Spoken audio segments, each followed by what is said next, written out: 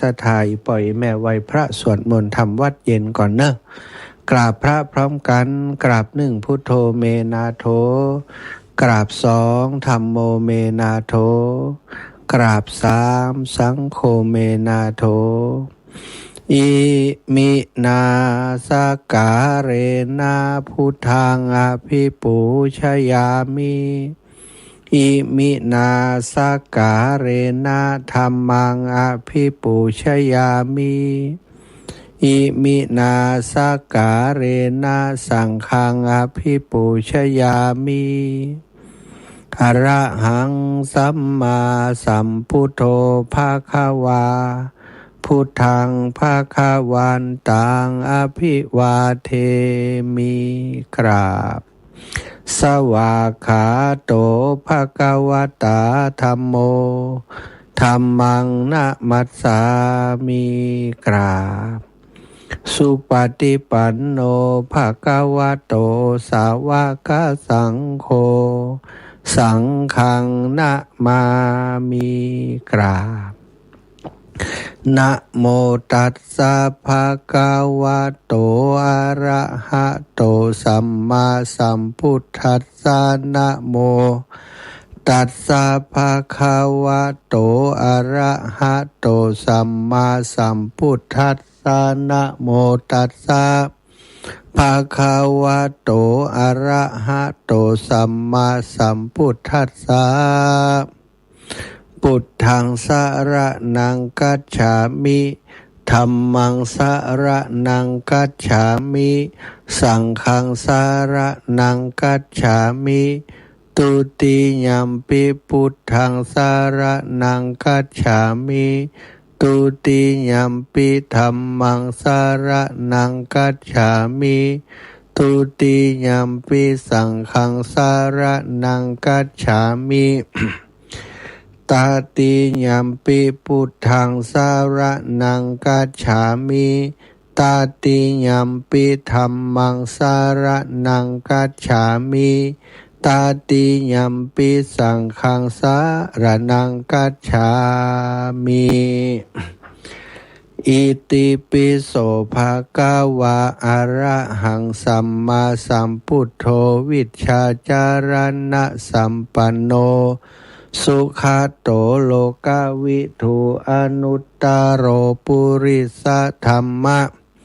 สารถิสัทธาเทวมนุสสานังพุทโธภคะวาติสวากขาโตภคะวะตาธัมโมสันทิฏฐิโกอากาลิโกเอหิปัสสิโกโอปานายิโกปัจจัตตังเวทิตัพโพวินยูหิติสุปฏิปันโนภะคะวะโตสาวกสังโฆอุชุปฏิปันโนภะคะวะโตสาวกสังโฆยายาปฏิปันโนภะคะวะโตสาวกสังโฆสามิจิปฏิปันโนภะคะวะโตสาวกสังโฆ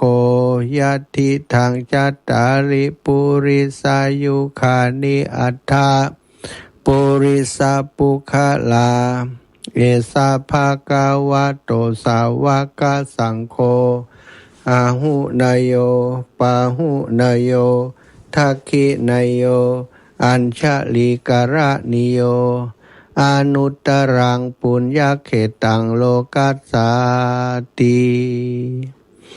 กราบพระพร้อมกันเนอศรัทธาญาติโยมทั้งหลายกราบหนึ่งพุทธังวรันตังสิรสานะมามิกราบสองธัมมังวรันตังสิรสานะมามิกราบสามสังฆังวรันตังสิรสานะมามิไหว้พระสวดมนต์ธรรมวัดเย็นโดยกันเรียบร้อยวันนี้ศรัทธาญาติโยมอยากจัดเทศธรรมพื้นเมืองเพราะว่ามีญาติโยมเนาะที่หูตจักมคุณกับอาตมาได้เสียชีวิตจากไปอย่างน้อยในช่วงเวลานี้2 คนเนาะก็ขอเอาธรรมพื้นเมืองมหาวิบาก มาเตศเพื่อจะอุทิศส่วนบุญส่วนกุศลนี้ไปให้กับเปิ่นโต้ยเพื่อจะให้ศรัทธาญาติโยมทั้งหลายได้สดับทับฟังพระธรรมเทศนาภาคภาษาพื้นเมืองเตียตมานำมาฝากมาแบ่งปันวันนี้ตามเวลา19 ถึง 20 นาฬิกาศรัทธาญาติโยมสดับรับฟังกันตามลำดับไปเนอ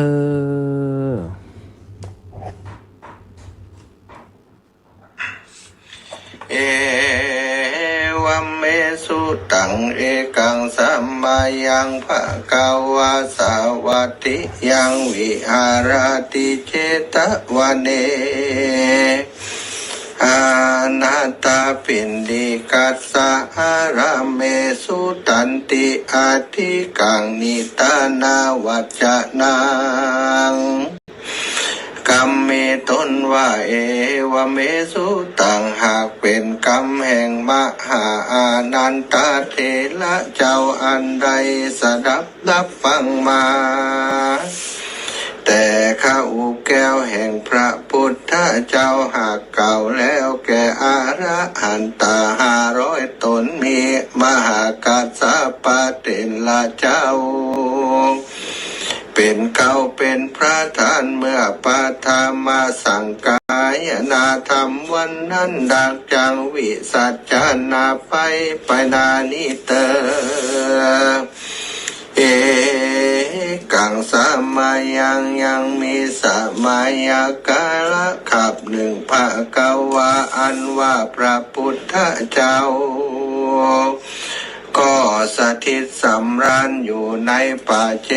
ตวันนาอารามอันในอนาถปิณฑิกาสังฆวายเป็นตาลที่ไกลเมืองสาวัตถีราชธานีก็มีและที่นั่นยังมีพระมนาผู้หนึ่งหากฉลาดโดยโวหารกันว่าพระทะรงยานอยู่ในที่ใดมันก็เข้าไปขับไว้ถามพระพุทธเจ้าว่าพันเตข้าแต่พระสัมปัญญูยอดซอยอันว่าคนใหญ่น้อยยิ่งใจมีตนว่าเต่าประยาก็ดีสั่งมีวันนะและชีวิตบ่เหมือนกันพ้องก็มีรูปปันวันนะงามล้วนทวนพองก็มีรูปบ่งามผังร้ายพองก็ได้เกิดที่ขากุนเต้าประญามหาเศรษฐีพองก็ทุกข์ไร้เข็นใจคนยิ่งใจล้างพ้องนั้นก็มีอายุมันยืนยาวหาปัญญาติโลกาบ่ได้ล้างพ้องเกิดมาก็เจ็บป่วยใครมีพยาธิมาเบียดเบียนบ่ขาดล้างพ้องก็มีอายุสั้นปันตายล้างพ้องก็ริรอมเข้าของเงินคำไวมากนักการจักเอากินใจเตตันก็กลัวจักเสียงเต้าว่าท่านี้ไว้หันแลล้างพ้องก็มีพญาปัญญาชาเดียวชาลาดจุอันล้างพ้องก็ปึกตันตุนจาหาพญาปัญญาบ่ได้ล้างพ้องก็เป็นคนหูหนวกตาบอดอันว่าคนตั้งหลายฝูงนี้จักมีกรรมวิบากสั่งจาขอพระพุทธเจ้าได้คุณนาภายโพธิเทศนาธรรมแก่ผู้ข้าหูได้ฟังแต่เธอที่นั้นพระพุทธเจ้าจักกล่าวแก่ยังปัญหาก็กล่าวว่าดูราท่านพรามปุคาลาหญิงใจฝูงใดก็ดีได้เกิดมามีรูปโฉมนมปันวันนะงามดังอานก็ย้อนว่าชาติก่อนนั้นได้หูตันรักษาศีลฟังธรรมบอกขาดขันว่าได้เกิดมาในภาวะชาตินี้จึงมีรูปงามเป็นที่หุ่มหักแก่คนทั้งหลายก็เพื่ออันแล ดูราท่านพระปุคละผู้ใดเกิดมามีรูปบ่งามปางร้ายดังอันก่อย้อนว่าจาดก่อนนั้นมันบ่ได้หือตานรักษาศีลฟังธรรมสักเตื้อป้อยกระทำกรรมยังกรรมเอาไม่หือตันผู้อื่นได้ตกทุกข์ลำบากกันว่าเกิดมาในภาวะจัดนี้จึงมีรูปบ่งามผังร้อยก่อเพื่ออันและนาปุคาราหญิงใจฝูงใดก็ดีได้เกิดมาในที่ข้ากุลผู้มีศีลมีธรรมเกิดในข้ากุลเต้าประยามหาเศรษฐีนั่นก็ย้อนว่าจัดปางก่อนหลังได้มีใจยินดีซึ่งกุศลละกรรมมีตนว่าได้เฮือตันรักษาศีลบ่ขาดได้เกิดมายังจัดนี้ก็จริงได้อยู่สวัสดีก็เพื่ออันแลปัวคาละยิงใจฝูงได้เกิดมาได้ตกทุกข์อยากหาเข้าของเงินคำบ่ได้ดังอันเมื่อจาดก่อนนั้นมันมีเข้าของเงินคำมากนักก็เต่าว่าพิจัยท่านีหุ่มหีบ่หูจักกินจักตานกันเกิดมาในชาตินี้จึงเป็นคนอยากไรเข็นใจก็เพื่ออันแลดูราท่านปามปุคาละยิ่งใจฝูงใดเกิดมามีอายุมันยืนยาวหาปยาที่โลกาบ่ได้นั่นก็ย้อนว่าจาดก่อนปังหลังมาได้เฮือตานรักษาศีลฟังธรรมบอกขาดขันว่าได้เกิดมาในภาวะจาดนี้จริงมีอายุมันยืนยาวบ่มีพยาธิโลกามาบีบเบียนสักเตือนและนาผู้ขาละยิงใจตั้งหลายฝูงใดเกิดมามีพยาธิโลกาบอกขาดกินยาหลายปากก็บ่หายอายุมินสันปันตายนั่นลาวก็ย้อนว่าจาดก่อนเก่าเกิดเป็นคนใดกระทำกรรมอันหยาบช้าฮึกหนากันว่าใดเกิดมาในจาดนี้จริงมีโลกาพยาธิมาบีบเบียนบ่ขาดมีอายุก็สานก็เพื่ออันและปุคาละยิงใจฝูงใดได้เกิดมามีหูตาหนวกบอดนั้นเราก็ย้อนว่าจาดก่อนเก่าปังหลังได้เกิดมาเป็นคนบ่ได้สร้างกุศลเตตานสักเตือนและมันหันยังภิกขุสังฆเจ้าและสามเณรเจ้ามาเป็นที่บาทหันคนทุกข์ยากมาขอตานดังอันมันกดทะลิแสงบ่หูบ่หันย้อนว่ามันกลัวจักได้หือตานั่นแลกันได้เกิดมาในภาวะจาดนี้จริงมีหูตาหนวกบอดนั่นแลดูราท่านพรามคนเกิดมาจะอาจนี่เป็นคนดีมีเข้าของเงินคำมากนักกันจะกินก็เสียได้กันจากตานก็กลัวเข้าของไว้วอดเสียงนั้นเล่าก็ย้อนว่าจาดก่อนเก่านานได้เกิดมาเป็นคนมีเข้าของมากนักเต้าว่าถ้าหนีไว้บ่หูจักกินจักตานได้เอาเข้าของเงินคำนั้นไปฝังไว้ที่จอมปลวกใหญ่เหมือนมากันว่ามันได้มาละนาก็ได้เกิดเป็นงูเฝ้าอยู่จูยังจอมปลวกอยู่เมื่อนนานหลายจัดกันกำเสียงขาดได้มาเกิดเป็นคนจัดนี้แม่นจักมีเข้าของเงินคำสัมปติมากนักก็บ่อาจจะกินและใจและนาแลปุคาระยิงใจฝูงใดเกิดมามีพระญาปัญญาเฉลียวฉลาดดังอันก็ย้อนว่าจัดก่อนนั้นได้สร้างยังกุศลละบุญมากนักก็มีตนว่า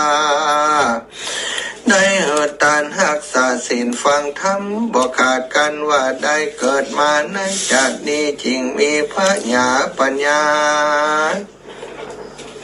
เหลี่ยมแซวมากนักมากนักและปุคลาผู้ใดเกิดมาเป็นคนป้อยหาพระญาปัญญาบ่ได้ก่อย้อนว่าจัดก่อนได้ลาสาพระมาดบ่ได้หักษาศีลฟังธรรมได้เกิดมาในภาวะจัดนี้จริงมีพระญาปัญญาบ่ได้ก่อเปื่ออันและปุคลายิ่งใจผู้ใดมีใจหยาบจ้ามักกระทำปาปกรรมสิ่งเดียวกันว่าได้ตายจากเมืองคนก็ย่อมเอาตนไปสู่ยังที่อยู่อาบายมีตั้งสี่มีนรกเป็นต้นดูราตันพรามปุคาระยิ่งใจฝุ่งใดมีใจใสจมชื่นจอบประกอบด้วยตังดีมีหือตันหักษาศีลฟังธรรมเว้นจากกรรมตั้งหากันตายพรากนาจากเมืองคนก็ยอมเอาตนไปเกิดที่ในห้องฟ้าเลิศเมืองสวรรค์ก็มีแล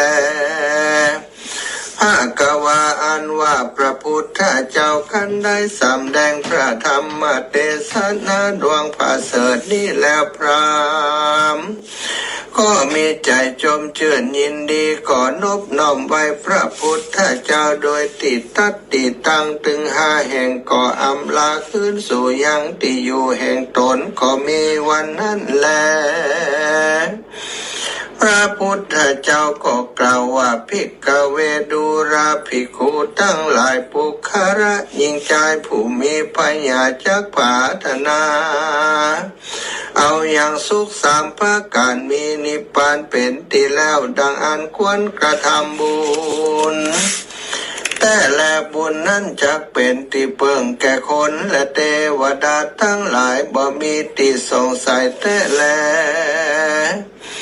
อันหนึ่งปุคาราผู้ใดมีจิตใจศรัทธาไปปูจาอย่างท่วมทำดวงผาเสดนิมาตานก็ดีอุทิศส่วนกุศลไปหาพ่อแม่และญาติกาทั้งหลายที่ตายไปสู่ปาลโลกนาก็จักมีพละอานิสงส์มากนักและเทศนาวสาเนในเมื่อแล้วยังธรรมเทศนาส่วนว่าปัญญาสัตว์ทั้งหลายมีภิกขุภิกขุณีอุปาสกะอุปาสิกาก็ได้เถิงยังธรรมวิเศษมีพระเปตว่าโสตปฏิภาลาตามบุญสมปันแห่งตนอันใดกาตาที่การมาแต่ก่อนก็มีวันนั้นแลมหาวิบากชาตกังนิทิตังขียาอันกล่าวยังมหาวิบากก็บังคมสมเลเต่านี้ก่อนแล้วจบลงไปศรัทธาญาติโยมอันนี้ก็จะเป็นธรรมที่จะใจเต็บนะเดี๋ยวจะเอาเข้าในรายการในช่วงที่อาตมาภาพจะต้องไปธุรกิจนิมนต์นะในงานศพของศรัทธาญาติโยมที่บรรทกหัวช้างในค่ำคืนนี้ซึ่งก็เป็นญาติธรรมญาติโยมที่อุปถัมภ์ติดตามครอบครัวคลื่นสีขาวนะทำกิจกรรมร่วมกันมาโดยตลอดได้สูญเสียบุตรตาอันเป็นที่รักอายุ40 ปลายได้มรณะจำจากได้เสียชีวิตจากไปก็จะได้นำพระธรรมเทศนานี้นะฝากไว้ในรายการในช่วงค่ำยามคืน คนที่เปิดฟังรายการวิทยุนะกะเดียวเวลา1 ทุ่มถึง2 ทุ่มก็จะเอาธรรมะในชุดนี้เปิดให้เพิ่นได้ฟังโดยแล้วก็ในช่วงต้นชั่วโมงก็คงจะเข้ารายการได้สักประมาณสัก15 นาทีเนาะแล้วก็จะได้เดินทางไปศรัทธาธรรมมหาวิบากนี้ถ้าเป็นเพลงก็เพลงอมตะนิรันดร์การ เป็นธรรมที่ศรัทธาญาติโยมนิยมหุ่มบูชา ไปเทศในงานศพก็ดีทำบุญก็ดีหรือว่าแม้กระทั่งคนที่เจ็บเป็นเย็นอุ่นบ่สำบายบ่สำหานป่วยไข้นะยะยังก็บ่ได้บ่หอมบ่หายสักเตื้อนะลูกหลานญาติกาวงวานก็ตานคำมหาวิบากคือเปิ้นบอกเปิ้นจะได้พ้นวิบากพ้นกรรมเปิ้นเตื้อจะมีเจ้ากรรมนายเวรมาค้ำขาลาวีเปิ้นจะหาเนาะซะท่าเปิ้นก็นิยมปูชายังทำมหาวิบากไปเทศสำหรับทำมหาวิบากนั้นก็มีหลายฉบับด้วยกันสตาฉบับที่เทศไปตะกี้นั้นของท่านอาจารย์ทวีเขื่อนแก้วนะร้านทวีสังฆพันธ์ได้เป็นเจ้าของลิขสิทธิ์นะเปิดทำจำหน่ายก็ไป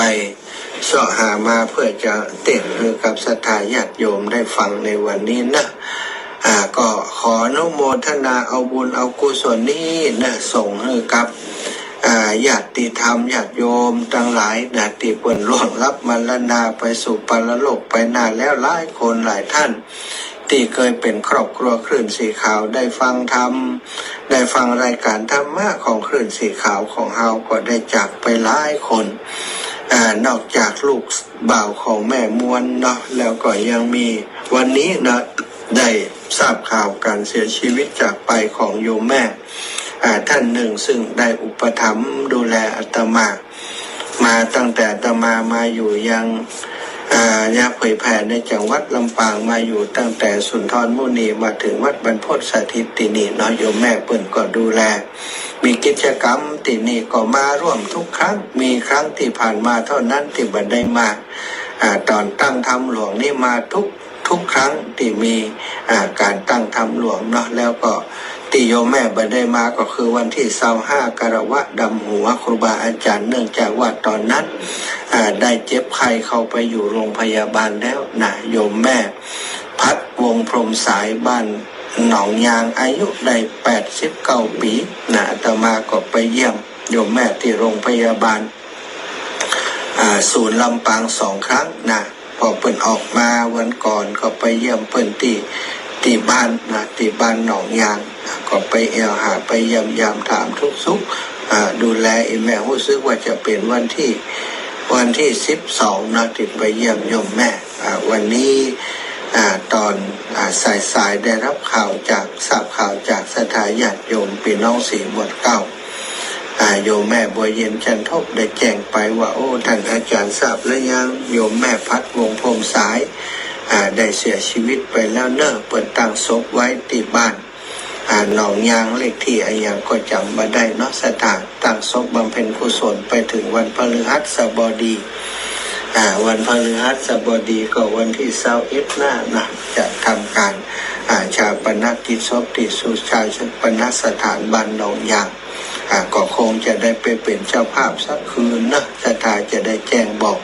กับศรัทธาญาติโยมต่อไปว่าจะไปวันใดศรัทธาญาติโยมญาติธรรมทั้งหลายที่ฮู้จักก็ดีบ่ฮู้จักก็ดีเนาะในนามครอบครัวคลื่นสีขาวถือว่าโยมแม่นั้นอาตมาถือว่าโยมแม่นั้นเป็นครอบครัวคลื่นสีขาวกิจกรรมที่ไหนไปด้วยกันหมดศรัทธาเมืองฝางก็เคยไปด้วยการพุทธศรีคีรีโยมแม่ก็ไปหันมาแล้วจอมพอโยมแม่ก็ไปโดยอาตมามาแล้วเนาะงานที่วิทยาลัยสงฆ์นครลำปางก็ดีงานที่ศาลหลักเมืองลำปางเฮานี่ก็ดีที่งานที่วัดบรรพตของเฮาทุกงานที่ทำกันโยมแม่ได้ไปได้ร่วมกิจกรรมตลอดจนถึงวาระสุดท้ายบ่มาก็ยังได้ฝากปัจจัยให้หอมมาฝากลูกหลานได้มาทำกิจกรรมร่วมกับอาตมาก็ขอแสดงความเสียใจครับลูกๆหลานๆเนาะแต่ว่ายังใดก็ตามในฐานะที่เราเป็นชาวพุทธนะความตายถือว่าเป็นเรื่องธรรมดาตามที่พระพุทธองค์ทรงได้ตรัสสอนไว้คนเราเกิดมาแล้วทุกคนก็จะต้องก้าวไปสู่ความแก่ความเจ็บความตายถ้าเพิ่นว่าซื้อของเอาซื้ออย่างเดียวซื้อความเกิดอย่างเดียวสิ่งที่ต้องแถมเข้ามาในเรื่องของการเกิดนั้นก็คือการแก่การเจ็บและการที่จะต้องตายจากไปวันนี้เป็น วันที่เป็นญาติพี่น้องของเฮาเนาะญาติผู้ใหญ่ของเฮาได้สูญเสียไปก็มีธรรมะสังเวชเฮาได้นำความตายนั้นมาพิจารณาว่าเฮาก็จะต้องตายเหมือนกันทุกคนก็หนีหลีกพ้นความตายไปบ่ได้เฮาเองก็บ่วันใดก็วันหนึ่งก็ต้องจากไปเหมือนกันฉะนั้นเมื่ออย่างใดเฮาก็ต้องจากไปก็สร้างสมบุญกุศลคุณงามความดีเอาไว้เนาะเพื่อเป็นประโยชน์แก่ตนตัวของเฮาแก่คนรอบข้างสร้างประโยชน์แก่ผู้อื่นซึ่งประโยชน์นั้นก็จะกลับมาหาเฮาเพื่อบุญเพื่อทานทำบุญสุนทรทานกิจทานทางสร้างบุญสร้างกุศลช่วยเหลือคนอื่นหรือว่าการช่วยเหลือตัวเองโดยการประพฤติวัดปฏิบัติธรรมทำสมณะกรรมฐานวิปัสสนากรรมฐานตอนยังมีชีวิตอยู่สิ่งเหล่านี้แหละสถานจะเป็นบุญเป็นกุศลส่งยุติดตามเอาไปอย่างสัมปรายภพเนาะวันนี้ก็สมควรแก่เวลาก็ขออนุโมทนาบุญขอบคุณกับสถานญาติโยมทุกคนทุกท่านที่กำลังติดตามรับฟังรายการอยู่ในคณะนี้ขอความสุขความสวัสดีจงมีแก่สถานสาธุชนทุกคนทุกท่านเนาะพรุ่งนี้ก็จะได้เลิกเดินทางไกลอีกแล้วนะเดินทางไปวัดพุทธศรีคีรีขุนแปะวัดที่ท่านอาจารย์วรรณชัยชยานันโทเป็นสมภารเจ้าอาวาสแล้วก็เป็นไปเพื่อจะร่วมบุญมุทิตาท่านอาจารย์วรรณชัยชยานันทนมีอายุวัฒนะมงคลอายุครบ62 ปีก็จะทำบุญใหญ่โดยลูกศิษย์ลูกหาของท่านอาจารย์จะจัดกิจกรรมสืบโบราณชาตาทำบุญให้กับท่านอาจารย์ที่วัดพุทธศรีคีรีในวันพรุ่งนี้สถานญาติโยมส่วนวันที่19ที่จะถึงนี้ไกลๆนี่เหมือนกันที่วัดม่อนจอมพอหลวงปู่พระครูปฏิภาณธรรมทินหรือหลวงปู่ดอยเนาะก็จะทำบุญอายุวัฒนมงคลครบ79 ปีเหมือนกันสถานญาติโยมไปสะดวกไปมีเวลาจะไปที่ไหนด้วยกันได้ก่อนเรียนเชิญเจริญพรเนอะที่ม่อนจอมพอวันที่19เนาะอาตมาภาพและเจ้าลำปางจะเอาก๋วยเตี๋ยวไปร่วมออกโรงทานไปจะร่วมบุญโดยก็แจ้งมาได้แล้วก็อีกโครงการหนึ่งติดไปร่วมที่ม่อนจอมพอก็คือจะไปดูแลในเรื่องของจัดดอกนะจัดดอกจัดอย่างประดับดอกไม้สดประดับสถานที่ในบริเวณที่จัดงานนะโดยมอบหมายให้โยมน้องพานิตาภูมินทร์ซึ่งก็เป็นสายบุญอีกสายหนึ่งที่อำเภอแม่ริมแม่แตงเนาะได้เป็นคนดูแลเรื่องการจัดดอกกับงานหลวงปู่ในครั้งนี้ไปจะร่วมบุญโดยก็เรียนเชิญเจริญพรเช่นเดียวกันเนาะวันนี้ก็มาและแม่อำไพเศรษฐสิทธิได้ร่วมบุญกับโครงการซื้อดอกนะมาจัดในงานวันเกิดหลวงปู่500 บาทนะอาตมาภาพก็จะร่วมลงขันด้วยเพิ่น1,000 บาทนะแล้วก็อีกส่วนหนึ่งที่อาตมารับผิดชอบก็คือโรงทานก๋วยเตี๋ยวเนอะสถานญาติโยมไผจะร่วมบุญแต่อาตมาก็เรียนเชิญเจริญพรได้เนาะเอาละเวลาหมดเวลาขอนำรายการจากลาไปก่อนเนอะจัตตารโอธรรมาวัฏันติอายุวโนสุขังภะลา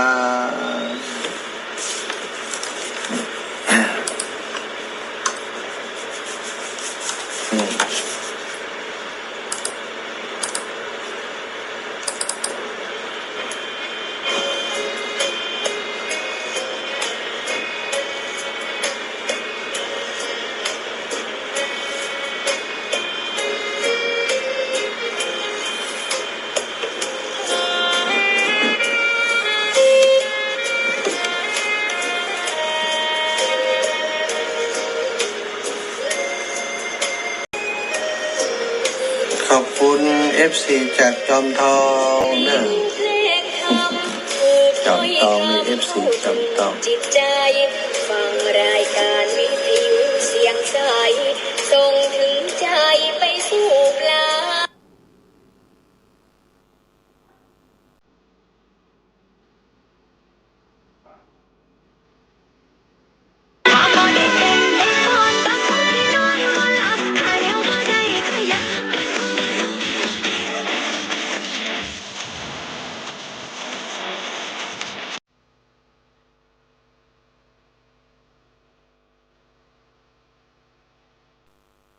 เห็นนั้นการดูแลรักษาสุขภาพเป็นสิ่งที่สำคัญกว่ามีเงิน100 ล้านหมื่นล้านแสนล้านถ้าร่างกายเขาบ่เป็นโรคภัยไข้เจ็บจะดีกว่าที่มีอย่างอื่นแต่ถ้าคนใดก็ตามบ่เป็นโรคภัยไข้เจ็บแล้วมีเงินมีทองตัวเนี่ยสุดยอดเนาะเพราะประเดี๋ยวนี้ทุกคนก็ต้องเสาะแสวงหาปัจจัยเพื่อเอามาเลี้ยงชีวิตตัวเก่า